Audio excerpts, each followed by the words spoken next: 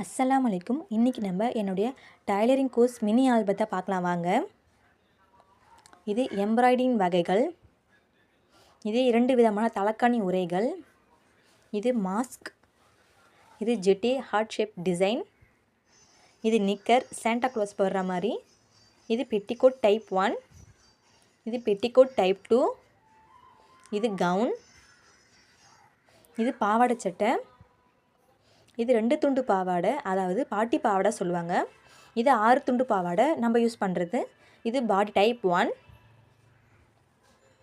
இது body type 2, இது jacket type 1, இது ஜாக்கெட் டைப் 2.